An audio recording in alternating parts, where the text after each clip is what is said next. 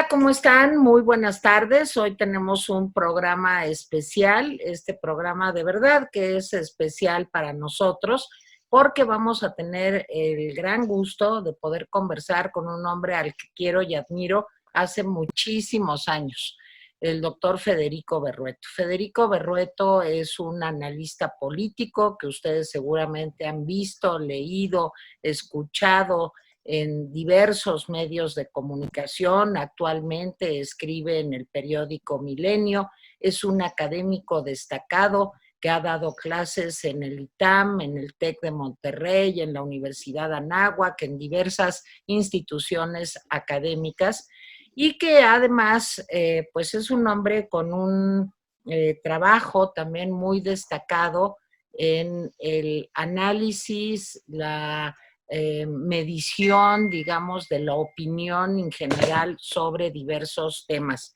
Federico Berrueto actualmente es director general del Gabinete de Comunicación Estratégica y bueno, pues nos da muchísimo gusto haber convencido a Federico para que esté con nosotros el día de hoy. Y aparte, pues en un gran momento, porque hoy se da la visita, como ustedes saben, del presidente López Obrador a los Estados Unidos, y cuando lo planeamos y vimos agendas y todo, pues no sabíamos que ahora sí que nos cayó como anillo al dedo. Jaime Guerrero, ¿cómo estás? Buenos días. Hola, después de esta larga introducción. Oye, Federico, bienvenido, bienvenido. Nos da mucho Gracias, gusto gracias. tenerte. Eres uno de los analistas a los que yo sigo continuamente. Gracias. No sé si estoy haciendo bien o no, pero te veo cada sábado. Mira, yo creo que esto lo vamos a compartir. Estamos en la era de las emociones y las percepciones, no de la racionalidad y la realidad. Entonces, pues sí hubo muchos análisis y sugerencias al presidente López Obrador de que no fuera a Washington, o sea, dándole razones, realidades, datos, etcétera. Pero el presidente finalmente opera de otra forma, ¿sí? Llama a las emociones y se fue. ¿Cuál crees que puede ser el daño que le puede causar al interior de nuestro país esta visita? Bueno, primero, muchas gracias por la invitación, por la generosidad del comentario, Tere. Y entro en materia, Jaime. Primero, fíjense que llama mucho la atención el blindaje, la suerte de impunidad que tiene el presidente frente a lo que llamamos la sanción social. De hecho, podemos hablar que estos son tiempos donde los gobernantes viven bajo el acoso de la crítica, de los medios, del disenso, y un mandatario que tiene 40 puntos de aprobación, pues se da por satisfecho, y incluso mandatarios que hacen muy bien su trabajo, porque estamos en momentos donde creo yo que hay muchas cosas que están sucediendo, son muchos los ciclos, muchos los planos que explican la insatisfacción o el descontento. Y es natural que quien gobierna tienda a canalizar o a focalizar o a nuclear, como dicen algunos, el descontento. Esa es la historia prácticamente de los últimos, yo diría, 5 años, quizá más, en casi todos los países. Y llama la atención en el caso de Andrés Manuel López Obrador, que no obstante el pésimo desempeño que ha tenido su gobierno, los resultados, podemos hablar de algunas cosas excepcionales como el incremento a los salarios mínimos, pero verdaderamente en el contexto de los problemas que está viviendo el país, y no me quiero referir a aquellos como la pandemia y la secuela asociada a la economía, que son, por decirlo de alguna forma, problemas que nos cayeron, que nos vinieron de fuera, sino los problemas que ha generado este mismo gobierno prácticamente desde el inicio. Y que si las variables clásicas, que puede ser economía, que puede ser seguridad y ahora salud, que el problema de salud no es de ahora de la pandemia, viene desde la manera como el gobierno quiso replantear la compra de medicinas y luego después con lo del INSABI, etcétera. Pero lo que quiero decir es que prácticamente en todos los planos del ejercicio del poder del gobierno, incluyendo la política y el ejercicio de las libertades, en una valoración muy ponderada, diríamos que hay un déficit, ya no por decir un desastre, en lo que ha hecho este gobierno. Y sin embargo, vemos cómo la opinión al presidente, pues es una opinión bastante favorable, sobre todo comparado a los resultados. Y esto lo que nos hace pensar no es en el presidente, sino en la sociedad. ¿Qué sucede en la sociedad que no ejerce esta sanción social hacia un gobernante que no está cumpliendo? ¿Qué es lo que le satisface? Fíjense, les voy a compartir un dato muy reciente que a mí me llamó la atención, incluso que hizo que mi colaboración de la semana pasada se titulara Mexicanos al Diván, y tiene que ver con que aquellos que tienen una buena opinión de Andrés Manuel López Obrador, que son 36, con los que tienen muy buena opinión darían ligeramente arriba de los 50, pero ese 36% que tiene buena opinión, al momento que lo cruzamos con qué tanto usted le cree al presidente, siempre, casi siempre, algunas veces o nunca. Bueno, esos mexicanos que tienen buena opinión del presidente, la mitad de ellos solo le cree algunas veces al presidente. O sea, ¿cómo podemos conciliar la buena opinión con la poca credibilidad que tiene el presidente? Y esto lo traigo para el caso de una decisión controvertida, polémica, sobre todo en el círculo de los informados, que fue la visita a Donald Trump en un momento muy conveniente para el presidente norteamericano y no claramente conveniente, ya no digamos para el presidente, sino para el país, con todo y que está el inicio del tratado de libre, del acuerdo comercial. Pero bueno, la pregunta, Jaime, es, ¿le va a afectar al presidente esta polémica visita, ya no por decir la desafortunada visita? Mi respuesta es que creo que en los márgenes será muy, muy menor, al menos en el gran público. En el público estrecho, incluso en el público especialista en los temas internacionales, bueno, prácticamente han sido muy, muy escasas las voces que han ponderado o recomendado o hablado incluso ya no de favorablemente, sino decir, bueno, no había de otra, etcétera. Entonces, no, como que hay una clara separación entre lo que es la opinión racional de los especialistas o del círculo de opinión o de esa parte de la sociedad que valora a partir de razones. Y ese espacio, ese plano está claramente distanciado del tema de las emociones. Y creo yo que Andrés Manuel López Obrador lo que ha hecho y ha construido, no desde como presidente, sino desde antes, es crear una suerte de vínculo emocional que le da una suerte de blindaje frente al gobierno. Casi todos los encuestadores muestran que las cifras de valoración del gobierno son malas y que la opinión sobre el presidente o el acuerdo presidencial, como lo dicen algunos, pues es bastante o razonablemente bueno. Y la explicación a la que yo me remito para entender esto es que necesariamente tenemos que incursionar en el terreno de las emociones y cómo Andrés Manuel López Obrador ha tenido la habilidad en una franca y clara manipulación de muchos de los sentimientos, de las fijaciones que tiene la sociedad mexicana, desde mi punto de vista, mayoritariamente autoritaria la sociedad mexicana. Si no hay un concepto de ciudadanía, se acoge con mucha facilidad a la respuesta mágica, al subsidio. Pero bueno, lo que quiero decir es esto, que valorar a un presidente necesariamente, en el caso de López Obrador, nos debe remitir al terreno de las emociones.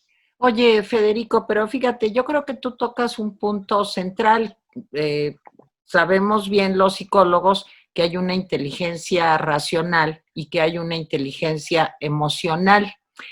Yo no sé qué tanto otra variable, como podría ser el conocimiento, el grado de educación, de escolaridad, también tiene un peso. Y te lo pregunto de veras sin conocer ni suponer nada, porque en otros países, gobiernos populistas, a pesar de, digamos, dirigirse a una población con un nivel de escolaridad más alto, un poquito más ilustrada, más lectores, en fin, vamos a hablar concretamente del caso de Trump hoy, pues de todas maneras tienen ese voto duro que va más allá incluso de lo que ellos saben. No importa lo que sepan o no, de todas maneras gana la emoción. Entonces, cruzar estas tres variables, educación, emoción y racionalidad, ¿ustedes han ensayado alguna investigación de este tipo? ¿A dónde nos podría llevar?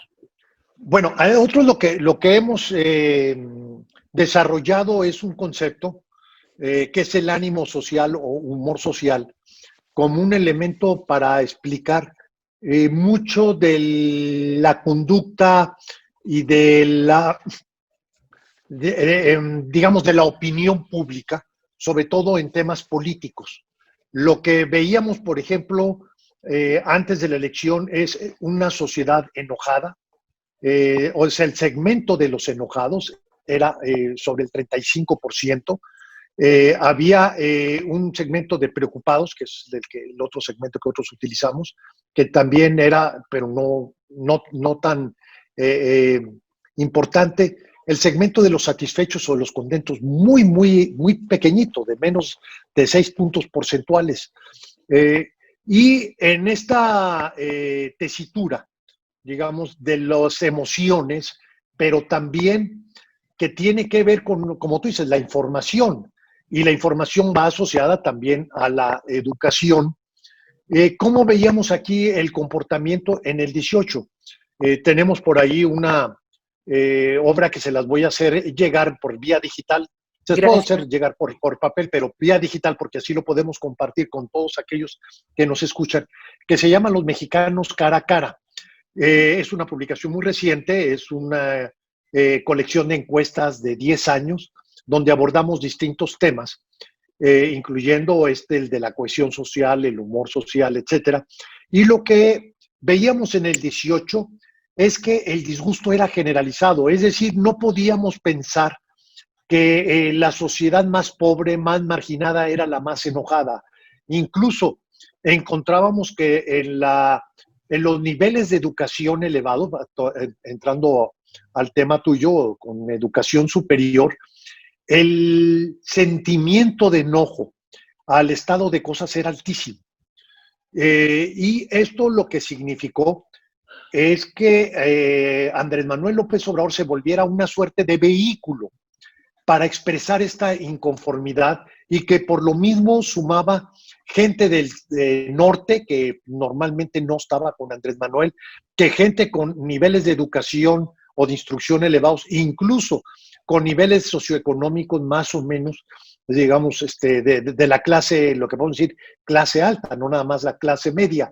Y esta situación, incluso me atrevo a decir, por ejemplo, que en el caso de mí, su apoyo fue muy disperso y era en las zonas muy pobres y un poco de votación inercial priista en zonas rurales. Pero lo que quiero decir con esto es que en el momento del 18, la gente con educación, con buenos niveles de instrucción, incluso de ingreso, muchos de ellos a raíz del disgusto utilizaron el vehículo Andrés Manuel López Obrador para expresar su inconformidad. ¿Qué sucede ahora? Lo que sucede ahora es que ha bajado, gana la elección Andrés Manuel, se van los niveles de satisfacción vivimos lo que decía, no lo decía Andrés Manuel a partir de eso, lo sentía, pero digamos, la guerra contra el huachicol y todavía los 100 días del gobierno de Andrés Manuel, vivimos en la sociedad feliz, feliz, feliz, feliz. Que se asumía que se había dado el gran paso y que de ahí vendrían muchas cosas, que creo yo que el tema de la lucha contra el huachicol, con todo y que haya sido un desastre, sí potenciaba ese sentimiento, incluso que llegó a los 80 de aprobación o de buena opinión de Andrés Manuel López Obrador. Y luego va viniendo un proceso gradual muy lento de desencanto, y los sectores hay dos sectores que muy pronto se van, o dos segmentos socioeconómicos, sociodemográficos, que pronto se van, son los que primero se precipitan en el desencanto.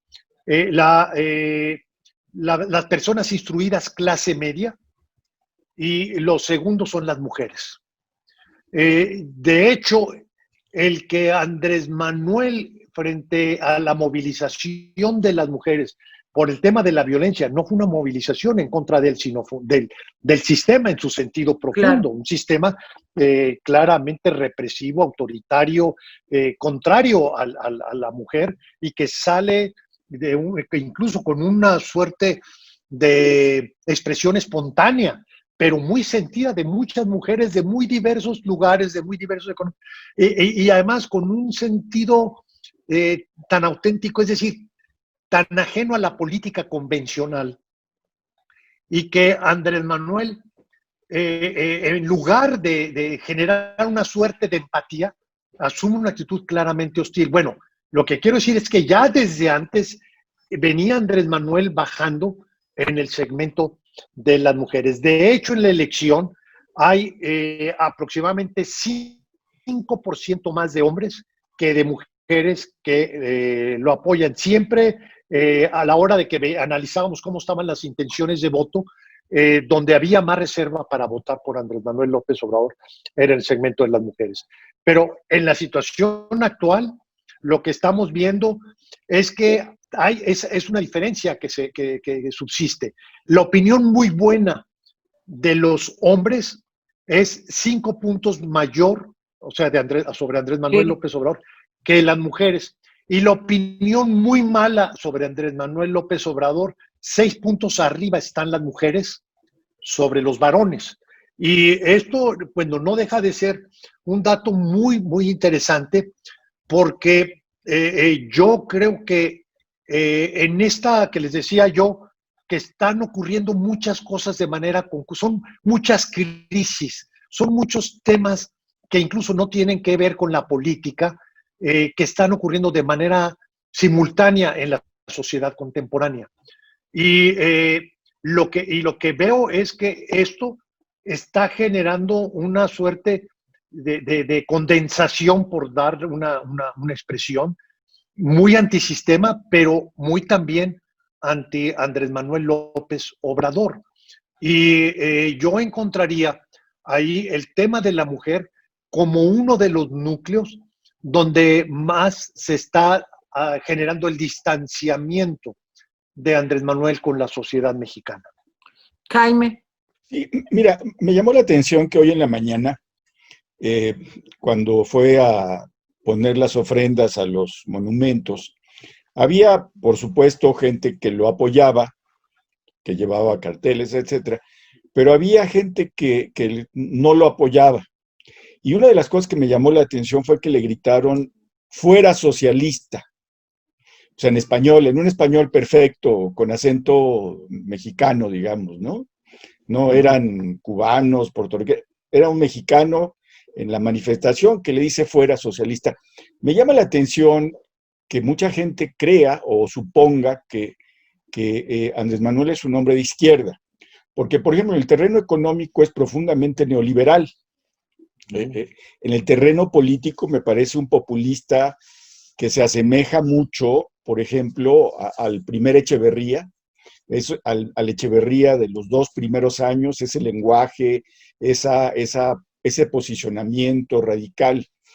Y en el terreno económico, pues me parece que se asemeja mucho a Carlos Salinas, Yo siempre he creído que Andrés Manuel no niega, digamos, pues su origen priista, es decir, educado en un tiempo de los 70s, etcétera.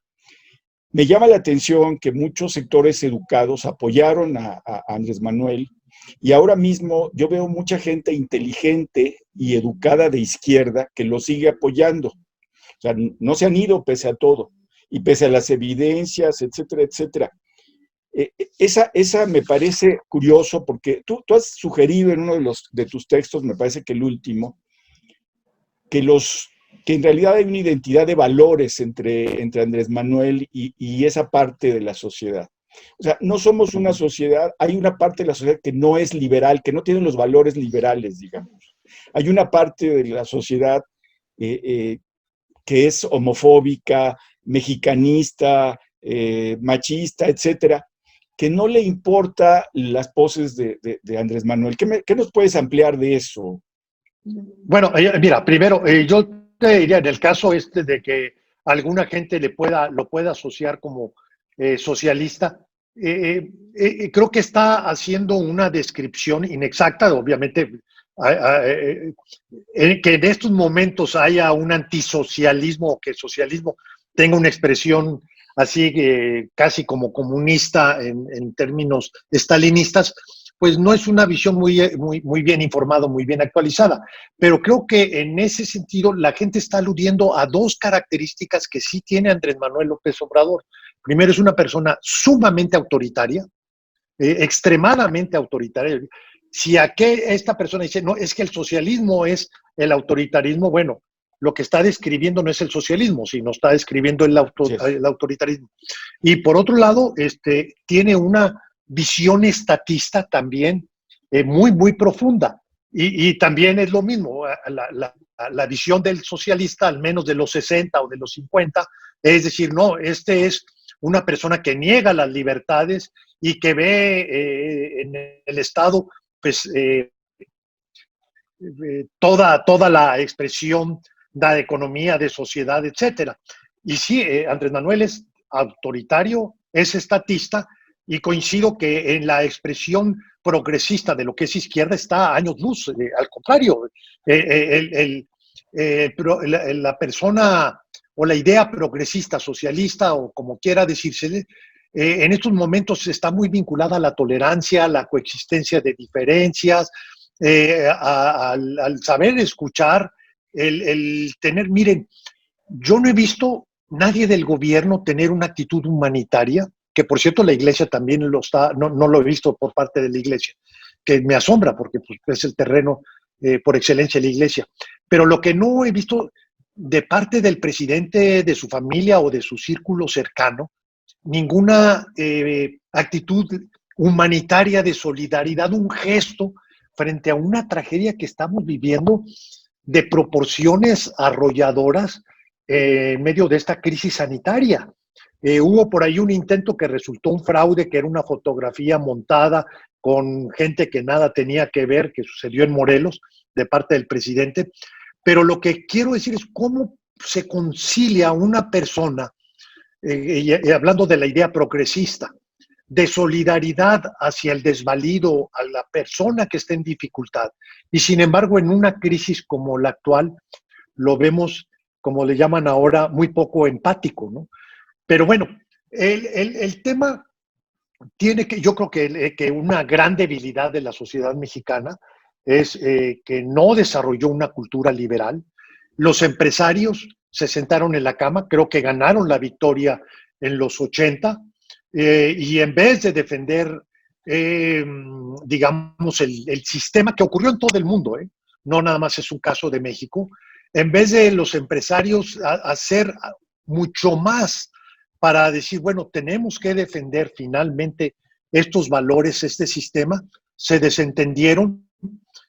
Y esto significó que la cultura de la libre empresa, de la ciudadanía, de la propiedad privada, muchos de los conceptos que incluso, pues, algunos los asocian a la derecha y muchos son, pues, parte de lo que es la visión liberal. Y también tienes la expresión liberal en términos políticos, en términos sociales, Y creo que en el caso de México, quizá por nuestros mismos antecedentes, pero sobre todo porque el arribo de la democracia electoral, no conlleva o no desarrolla o no impulsa lo que es el sustento de la democracia, que es el liberalismo, sobre todo el liberalismo político.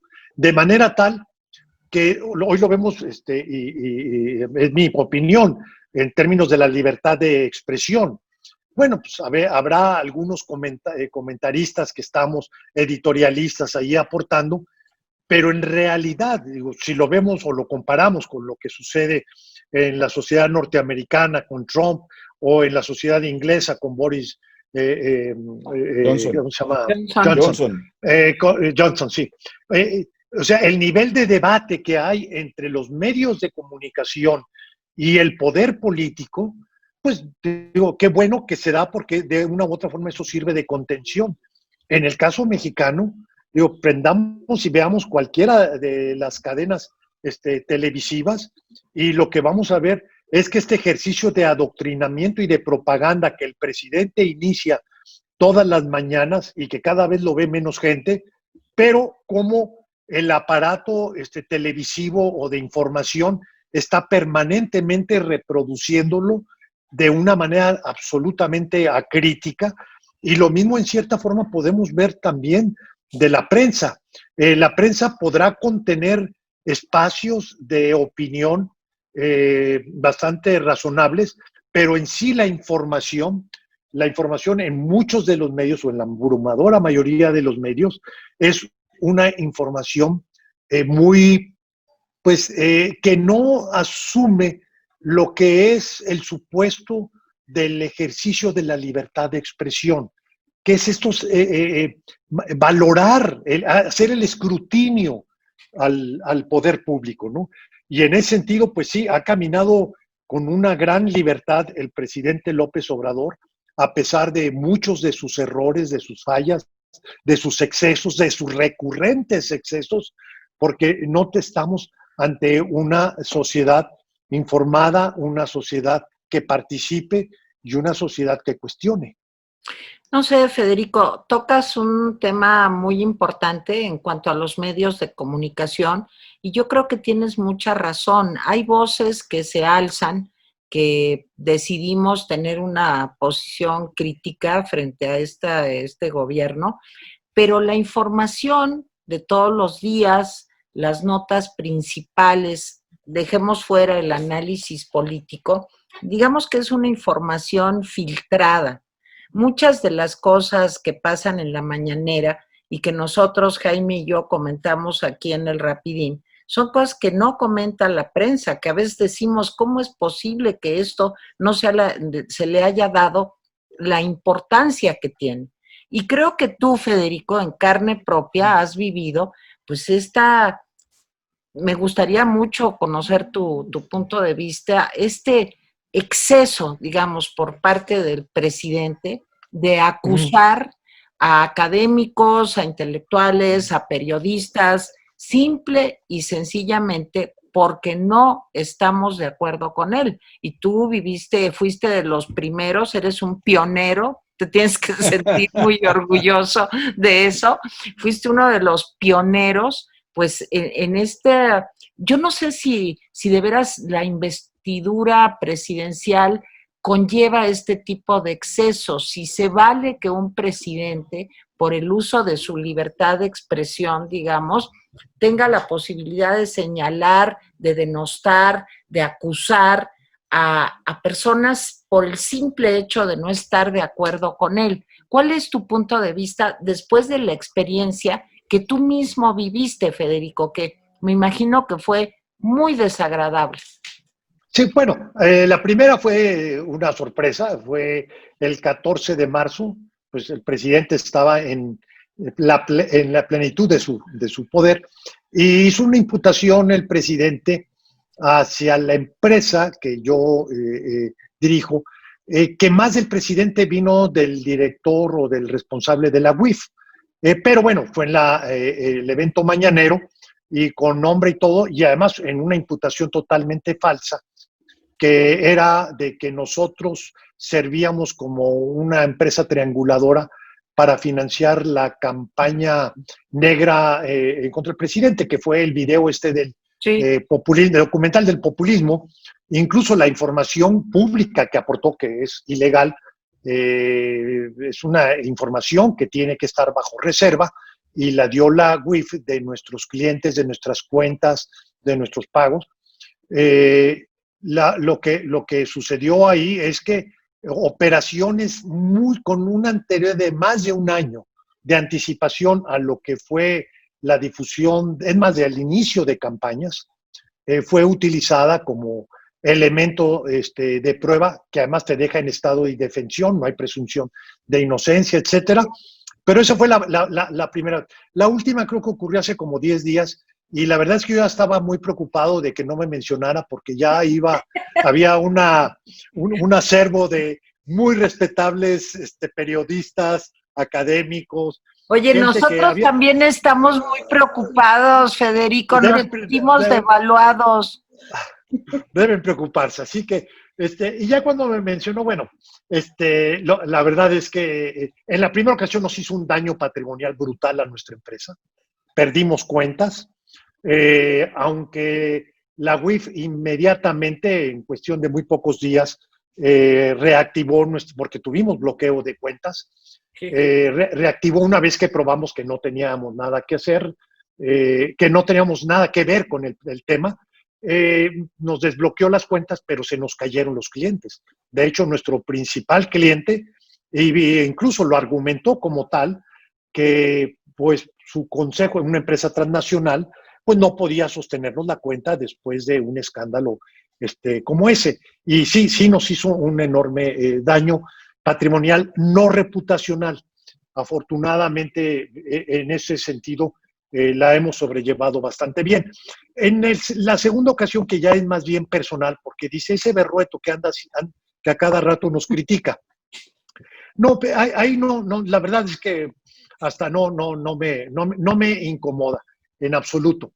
Pero sí hay un tema, y es un tema de legalidad, Tere. Lo he estudiado muy bien, tenemos los argumentos. Nosotros valoramos si es el caso de presentar nosotros una acción legal, iniciar un juicio que sea ejemplar, porque primero, y hay criterio jurisprudencial de la Corte, de que las autoridades no tienen libertad de expresión. El presidente, cuando salen las mañaneras, es una autoridad, y hay criterios de cuál debe ser el manejo de la información que provee una autoridad, que debe ser imparcial, debe ser objetiva, y no puede haber juicios de valor frente a terceros o frente a ciudadanos. Es un criterio de la Corte. No estoy diciendo yo que es de buenos modos, que es un punto de vista moral. No, es un argumento estrictamente legal. Las mañaneras son un recurrente, por decir, una recurrente falta legal.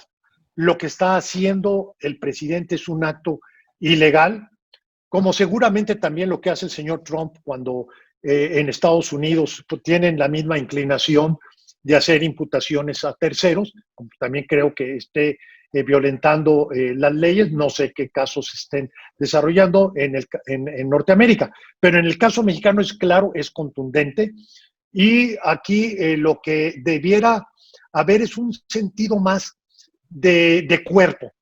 Por ejemplo, vemos hoy en la visita a Donald Trump, el presidente se hace rodear de empresarios en un estricto sentido clientelar. Claro. Lleva a quien quiere porque lo necesita, o claramente los empresarios de los medios de comunicación.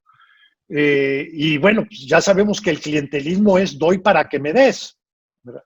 Y a lo mejor no es corrupción en el sentido convencional de un cheque de dinero. No, es un favor a cambio de otro favor. Eso también es corrupción. Y el que se privilegia a ciertos empresarios, pues es una situación indebida, inmoral. Es un abuso de autoridad, ¿no? Es un abuso de poder, y lo que es peor, no se invitó a los representantes de los empresarios, porque el presidente tiene un agravio. A Carlos Salazar se le enojó porque primero lo sentía muy de casa, cuando Carlos Salazar estaba a punto de perder su representatividad, precisamente por su cercanía con el presidente, tuvo que tener una postura más enérgica y el presidente no se lo perdonó, prácticamente lo echó y como es la actitud de Andrés Manuel López Obrador, una vez que sales, pues al infierno, ¿no? Entonces, lo que yo veo es que este sentido de cuerpo de los empresarios es el mismo que no se ve con los periodistas, no se ve con los medios de comunicación, no se está viendo incluso con las organizaciones civiles, como que son muchas las instituciones que están prácticamente, bajo la sorpresa todavía de que no saben qué hacer. Un empresario es muy difícil que enfrente al presidente, un ciudadano es muy difícil que enfrente al presidente, pero un órgano colectivo es mucho más fácil. Claro. Incluso es su misión, es su responsabilidad. Y lo que estoy viendo como parte del subdesarrollo político de nuestro país es la incapacidad de someter a escrutinio al poder y de denunciar el abuso de poder, porque es lo que mencionábamos anteriormente. O sea, es un déficit liberal. No se construyó, no se desarrolló, y ahora que se necesita, no lo tenemos y no se está haciendo. Y más con esta actitud tan agresiva y tan hostil, que por un lado está el señalamiento en la mañanera de descalificación a la persona o al medio, y por otro lado, pues sí ocurrió, al menos a nosotros sí nos ocurrió, utilizar las instituciones del Estado, como es la Unidad de Inteligencia Financiera, como es el SAT, ¿verdad?, para someter y atemorizar pues al conjunto de la sociedad. Yo estoy seguro que muchos empresarios asumirían otra actitud si no vieran la amenaza de la denuncia de la mañanera o la amenaza de la UIF o la amenaza del SAT. Y está ocurriendo. Y son actos profundamente autoritarios. Y sin embargo, no vemos que la representación empresarial esté generando o expresando una preocupación, ya no digamos iniciando un proceso legal para contener los abusos de poder. Jaime. Sí, esto de la visita, regresando a la visita, yo creo que es una visita imprevisible para el presidente López Obrador, pero de alguna manera entiendo por qué fue. Me parece que el gran tema que él va a tratar es una especie de ayuda económica que México necesita desesperadamente y el propio gobierno de la 4T requiere. Es decir, detrás de toda esa demagogia, detrás de todas esas palabras, acusaciones, el presidente sabe que si no hay una fuerte ayuda económica, su gobierno finalmente va a naufragar. Me parece que ese es el gran tema. Creo que los otros temas, incluso el tráfico de armas, por ejemplo, van a quedar subordinados a este gran tema económico. Es una apuesta porque está apostando a que Trump puede seguir, ¿sí? Pero la pregunta es, si Trump sigue, pues va a ser a cambio de algo, porque Trump nunca ha dado algo sin obtener otra cosa. El presidente ha callado, por ejemplo, sobre el DACA, le han pedido que se posicione, no lo ha hecho. Le han pedido que se posicione sobre los niños enjaulados en Estados Unidos, sobre el regreso de los mexicanos y centroamericanos con COVID sin ningún tipo de tratamiento médico. No se ha posicionado. Incluso ayer en la mañanera le preguntaron sobre el muro y él dijo que es dueño de sus silencios. Entonces, sí me parece que el presidente se arriesga a un señalamiento, a que Trump saque de la manga algún tema muy duro, ¿sí? Pero me parece que el presidente va porque está preocupado en materia económica. ¿Qué me puedes decir sobre eso? Mira, que sí, seguramente es lo que trae. Y se vio en el tema petrolero, con las cuotas de producción, etcétera. Aquí el problema, y no es un problema nada más del presidente, de muchos mexicanos, incluso muchos mexicanos asociados a esta idea de la izquierda, que creen que un presidente norteamericano es el equivalente a un presidente mexicano. Y el presidente norteamericano puede hacer mucho daño económico. Bueno, lo vimos ahora con la amenaza de tarifas y cosas, aranceles y cosas de ese tipo. Pero el presidente norteamericano puede hacer muy poco por un país. Esa es la realidad. No tiene la discrecionalidad. El presidente no le puede, norteamericano no le puede decir a las empresas petroleras o a las empresas que están en el sector del gas o las que están, oigan, inviertan, hagan su parte o disminuye la producción. Se vive una relación de pues, una independencia de los sectores económicos del sector político. Entonces, aquí el tema de Andrés Manuel respecto a la sociedad norteamericana o a los Estados Unidos, que si su objetivo es que los norteamericanos jalen a México en salir de su espantosa crisis económica de la cual apenas estamos viendo los primeros momentos, pues esto no, el interlocutor no es el presidente norteamericano, el interlocutor es el capital norteamericano. Si el presidente de la República lo que requiere es que aumente la inversión, que aumenten las exportaciones, etcétera, que además hay una coyuntura muy privilegiada por la crisis, y creo que es una crisis estructural y que excede a Donald Trump, la relación Estados Unidos-China, y donde México puede tener ahí una buena oportunidad. Pero esto debe ser en relación al capital norteamericano. Y el presidente de México ha hecho justamente lo contrario para que el inversionista norteamericano vea en el país un área de oportunidad. Fíjense, muy curioso. En buena parte, los invitados del presidente son empresarios de los medios. Pero si vemos cuáles son los invitados del presidente Trump, ya hay varios que son del sector energético. Me pregunto yo, ¿no será ese un mensaje? Porque incluso está el de Sempra. Sempra acaba de plantear una controversia que afortunadamente se llegó a un acuerdo, pero lo que le hizo el gobierno de Andrés Manuel López Obrador a Sempra con el tema de los ductos del gas, no nada más a Sempra, fueron a varias empresas, fue de una violencia, de una agresión, pero además un acto claramente ilegal. Bueno, el señor López Obrador en su visita a la Casa Blanca, pues va a estar ahí acompañado del CEO de Sempra, invitado por el presidente Trump. Entonces, como que hay un juego. Miren, otra cosa que llama la atención, vean ustedes cómo se ha manejado el embajador norteamericano. El embajador norteamericano cada vez es más representante del capital y menos de Trump. Las expresiones que tuvo la semana pasada, así es, de decir, pongan en orden ya su casa para que se pueda, yo no puedo ayudarles porque nadie va a querer invertir en México. O sea, se asume el vocero, no del Departamento de Estado, sino prácticamente de los inversionistas.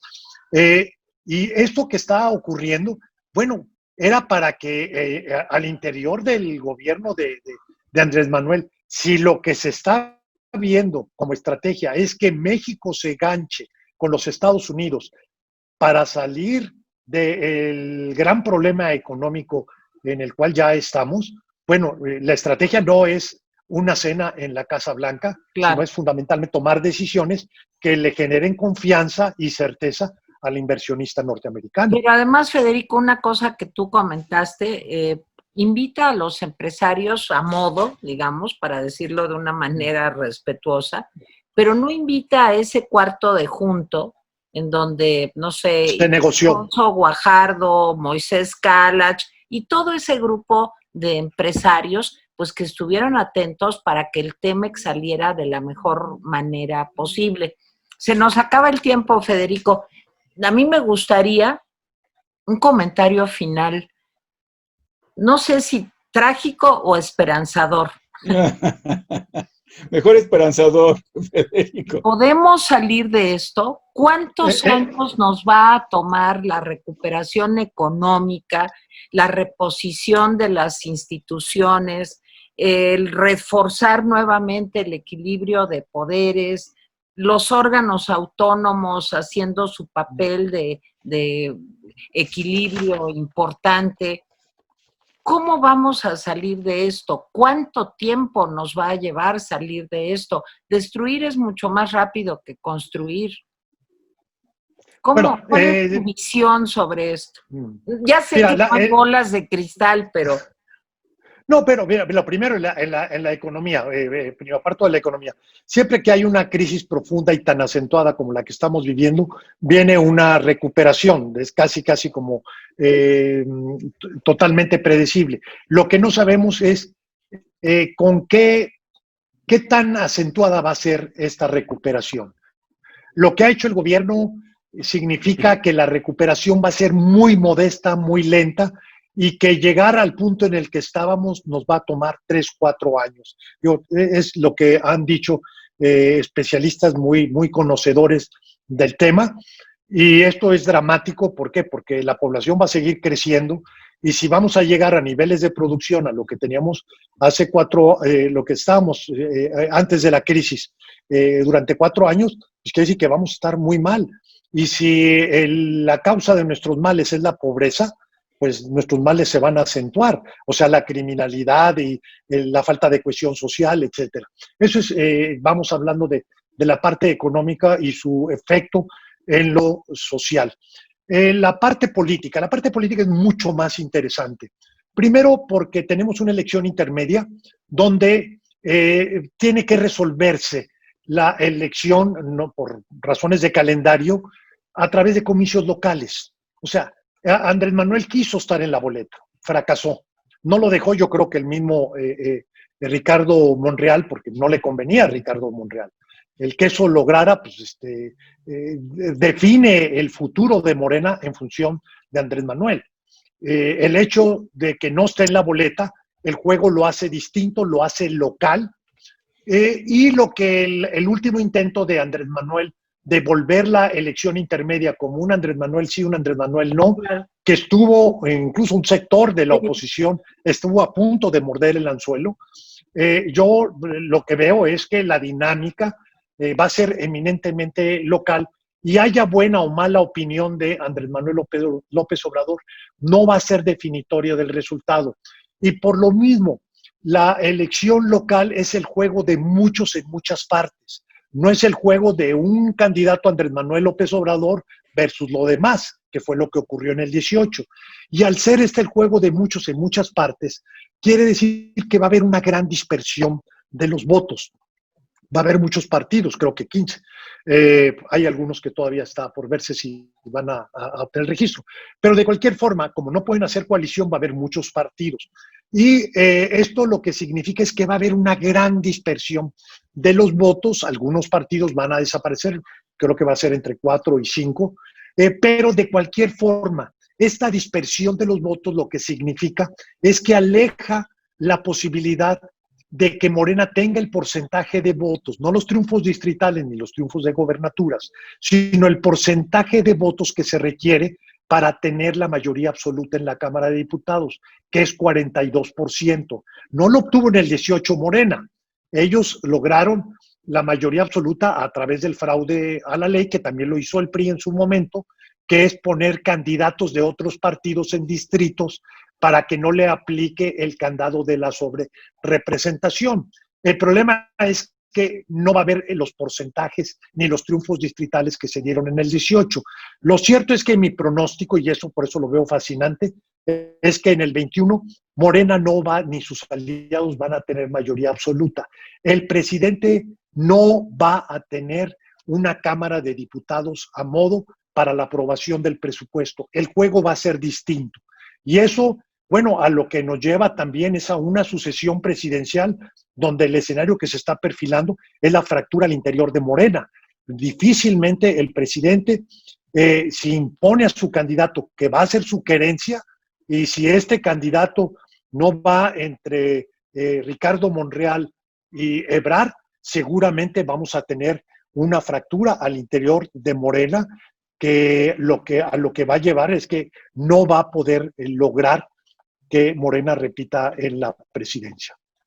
Jaime Guerrero, pues ya nos vamos. Sí, nada más agradecerte, Federico, pues que hayas aceptado nuestra invitación.